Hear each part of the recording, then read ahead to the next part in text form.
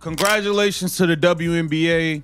Your ratings are going to drop by 55 to 60% once again. I believe the WNBA have successfully broken Caitlin Clark, and it's been an awful thing. Caitlin Clark is officially ruled out for tonight with a groin injury, and she will not play tonight. Something strange just went down. Caitlin Clark hits the injury list, and almost instantly, WNBA ratings nosedive like a phone dropped face first on concrete. Coincidence? Or is the entire league being held together by one rookie and a roll of Scotch tape?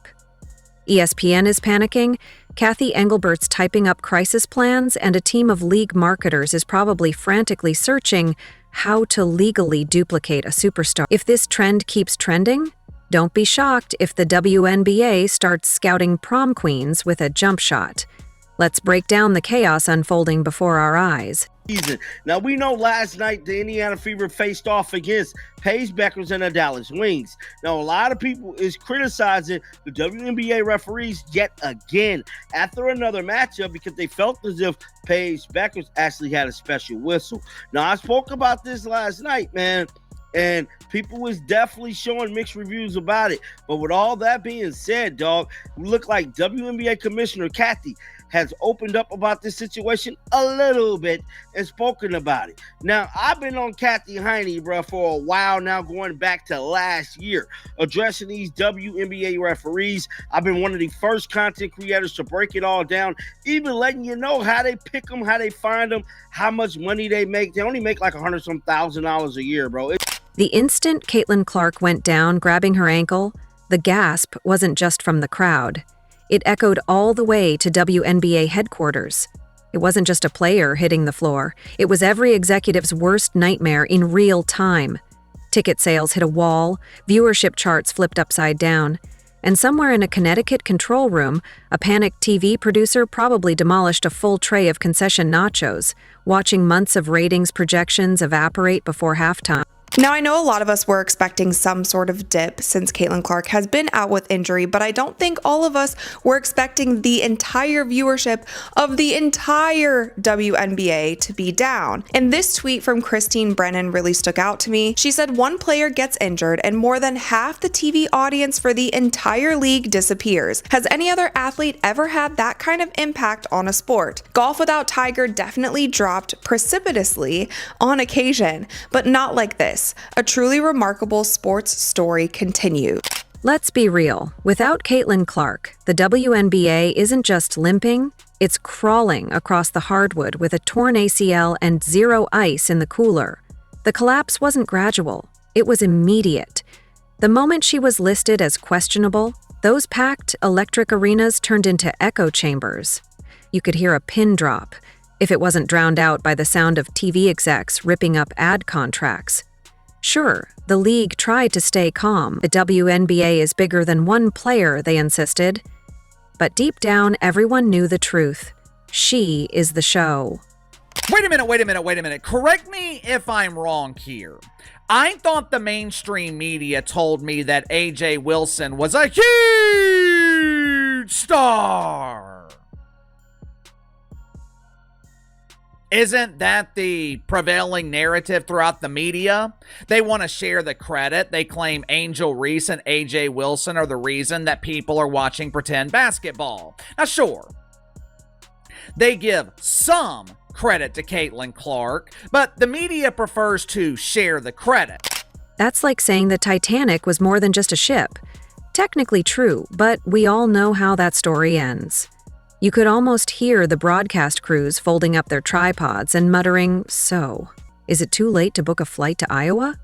Because Caitlin Clark isn't just a rookie, she's the spark, the storyline, the walking stimulus check for a league that's been trying to turn potential into reality for over 2 decades. She's not part of the hype, she is the hype. Caitlin Clark is okay. I want to know when this injury even happened, bro, because let's be serious here. She has the quad injury. Mind you, Caitlin Clark hadn't missed a game since she was like 19 years old, since she was like 18 in college or something. Now she has a groin injury. We've never seen Caitlin Clark play as bad as she played the last 3 games. Let's just be serious here. She's like 1 for 20-something on threes in the last 3. We've never seen her shoot the ball this way. I'll say that. Has she been hurt and playing through this? Did this happen? Because you have people out there saying this injury happened when Stephanie White decided to sub her back in the last 8 seconds of the game versus the Seattle Storm when we was winning. If you want Caitlin Clark, come soon. So please leave a like and subscribe our channel and type CC come back now in comments. Blow. Without her, it's not even crickets. It's just empty seats, echoing buzzers, and vibes. Bad ones. Attendance? Tanking. Like, we've got extra seats, please take one, take 5. Levels of tanking. Stadiums that were sold out last week suddenly look like they're hosting silent meditation retreats. Entire rows left untouched like WNBA merchandise on clearance. Even the ushers started asking existential questions. Do I still matter if no one comes through this gate? Someone whispered at halftime. And ratings? Oh boy. Nielsen probably had to call IT to fix whatever glitch caused the numbers to fall off a cliff. Spoiler, it wasn't a glitch. The viewers simply left. Vanished. Like their queen just exited stage left and took the plot with her. It's not shade, it's reality. When Caitlin's in the game, everything is gold-plated. The lights seem brighter, the passes are crisper, the tension is thicker. People who haven't watched a basketball game since Space Jam are suddenly arguing over pick-and-roll strategy and debating plus-minus stats like it's fantasy football draft season. But when she's out, the conversation dries up faster than a post-game locker room towel. News is alarming for the league, and it's alarming for the league because this is such a crucial year for the WNBA. At the end of this season, the WNBA will go into CBA negotiations. If negotiations go well, then every single player in the WNBA has a much better chance of making so much more in their next contract. And if you guys were watching my videos during the off season, I was so much more optimistic going into this year because we had so much drama and the media, I felt like, mishandled so many things with the WNBA last season, and specifically with Caitlin Clark and her fan base. And that's one thing when you start thinking about how many people stopped watching when Caitlin Clark got injured. A lot of people stopped watching because they are... Sponsors notice. Broadcasters notice. Grandma from Idaho who finally figured out how to stream a Fever game definitely notices. Because no matter how many times the league pushes the "we have so many great players" narrative, it turns out fans just aren't into speed dating with the rest of the roster. They came for Caitlin. They stay for Caitlin. And when Caitlin's gone, they ghost harder than an ex after Valentine's Day. The funny part? Everyone knew this. Deep down, the league knew. The players knew. Heck, the person selling pretzels in Section 112 definitely knew. That's why the WNBA put Clark on national TV more times in 2 months than it did for half its veterans in a decade. They're not subtle. This is the business version of strapping a rocket to a turtle and yelling, "Fly!" And you know what? It worked. Until she went down. Suddenly, all those emergency marketing meetings started sounding less like strategy and more like a group therapy session. Because now they're forced to reckon with a terrifying truth. Caitlin Clark wasn't just the boost. They made her the foundation, and now that foundation just rolled her ankle. There are whispers about the bigger picture, but what bigger picture?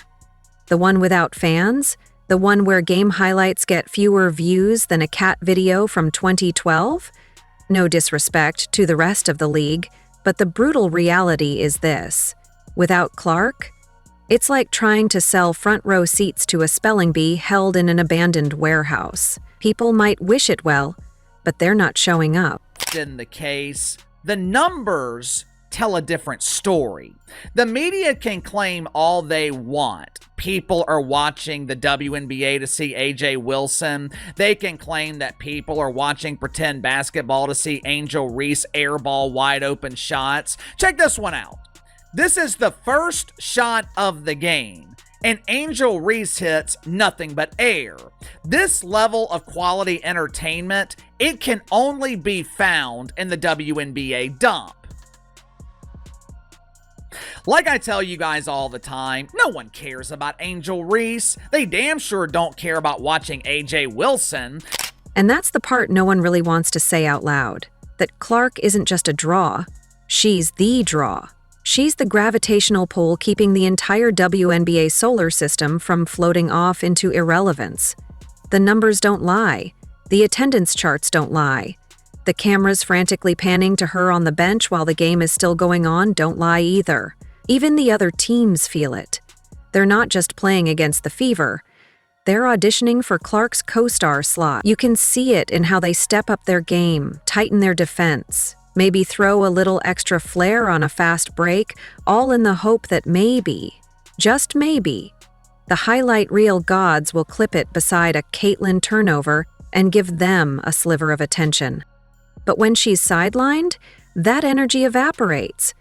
Everyone just starts going through the motions. It's like showing up to a Beyoncé concert and finding out it's just the backup dancers. Sure, they're talented, but nobody paid for that.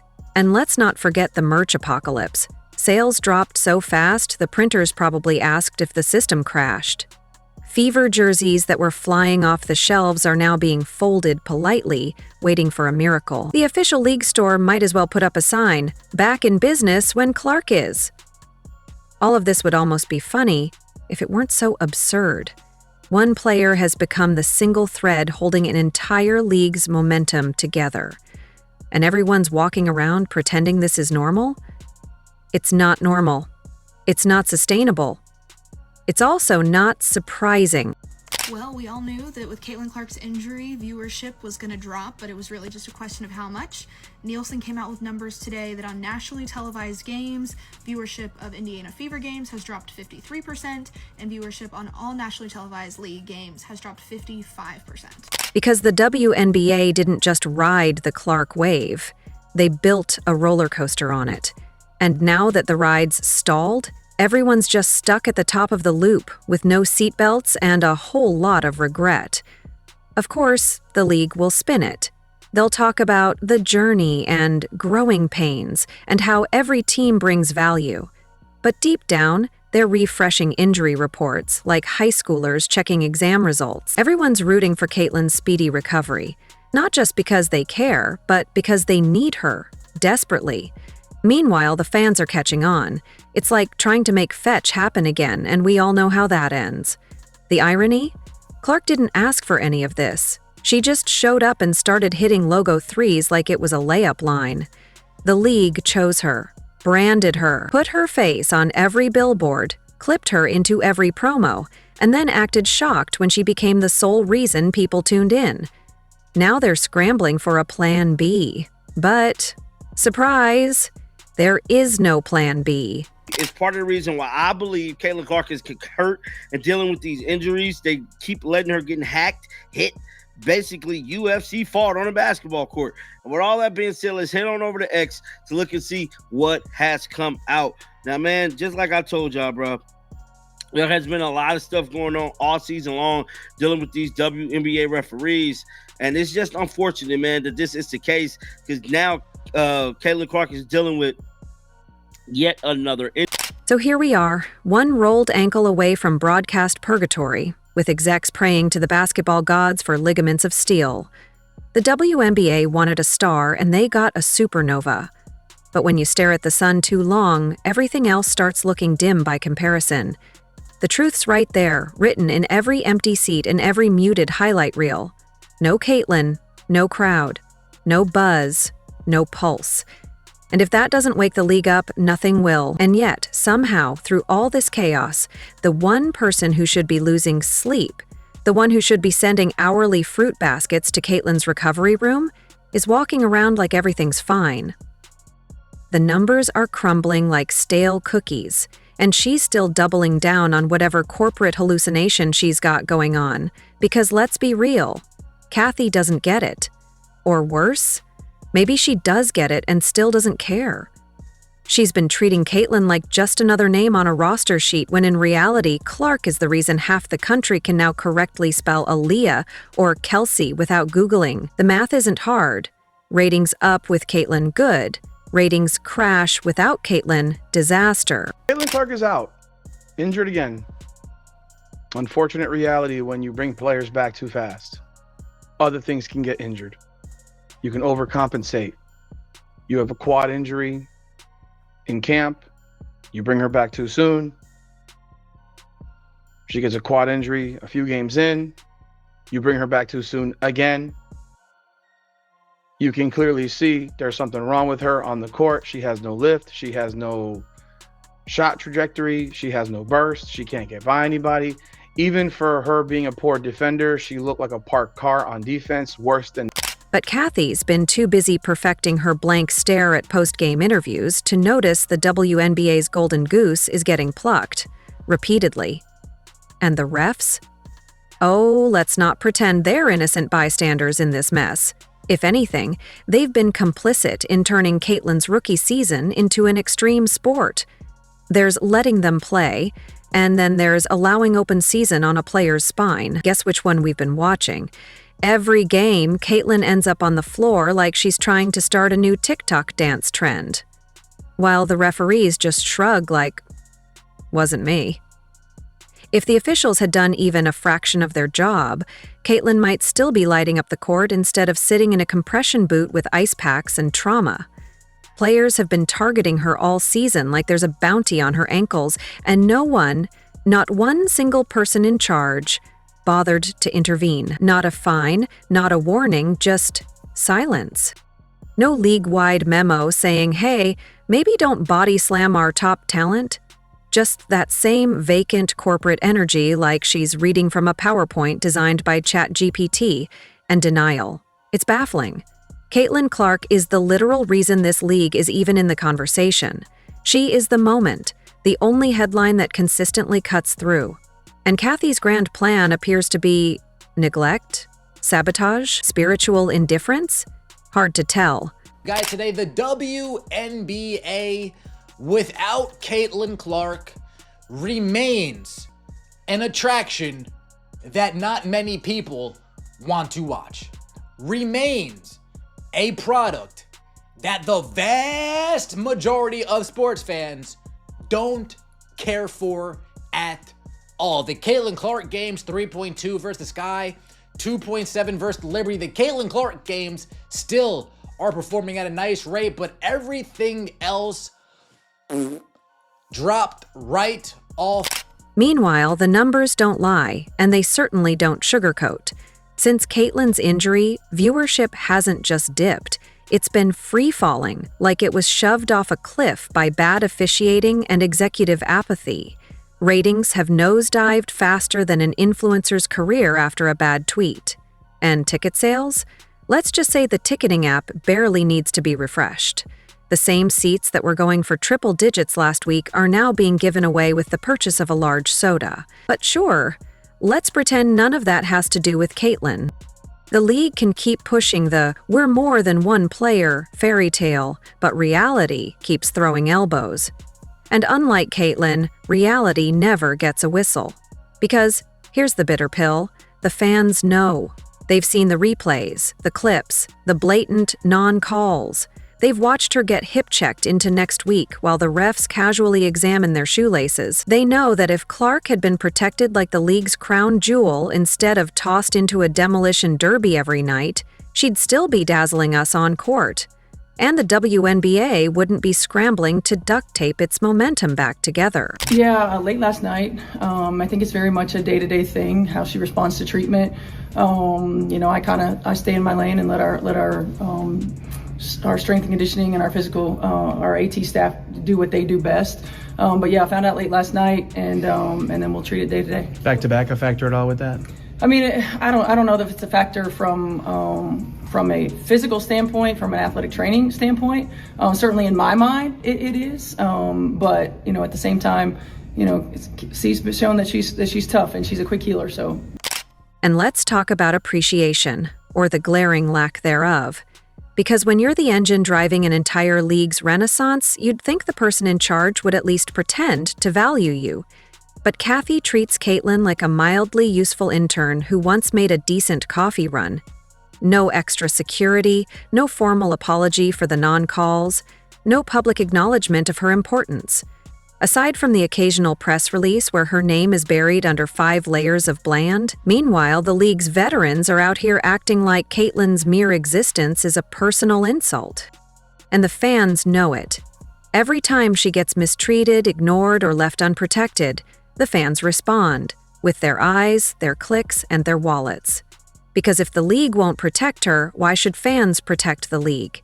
This isn't just about basketball, this is about loyalty, investment, and right now, the WNBA's return on Caitlin Clark is looking more like exploitation than appreciation. They don't even try to hide it. She gets pushed, shoved, dropped, and they act like it's part of the game.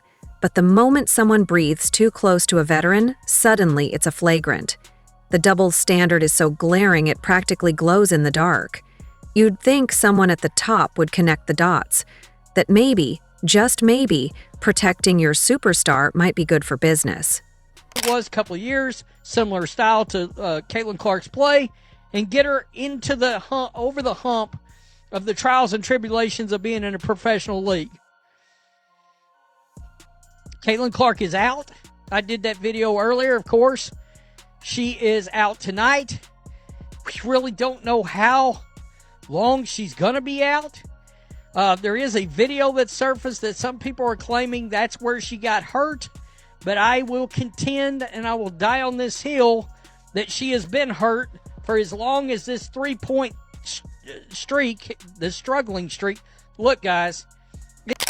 At giving her a break from being body-checked every third possession could actually help keep the league afloat. But no. Kathy's too busy doing absolutely nothing, hoping the fans won't notice the steady unraveling of everything Caitlin built in just a few short months. And now here we are. The league's on life support, the ratings are cratering, and all Kathy has to say is some vague CEO speak about growing the game. Growing the game? Caitlin grew the game. She turbocharged it, slapped it on ESPN, and brought in a wave of fans so fast the servers nearly crashed. All the league had to do was support her. Not build statues, just basic protection, just a fair whistle now and then, just act like she matters. But they couldn't even manage that. So while Caitlin rehabs, probably scrolling through tweets wondering if it was worth it, the rest of us are stuck watching the air leak slowly out of the WNBA's golden balloon. It didn't have to be this way. She didn't have to be left unguarded, unappreciated, and untreated like a generational star, and yet, here we are. The most valuable player in terms of attention, revenue, and cultural relevance sitting on the sidelines, while Kathy Engelbert watches the fire burn and wonders why it's getting hot in here. If you enjoyed leaving a like and subscribing, more videos are on the screen now.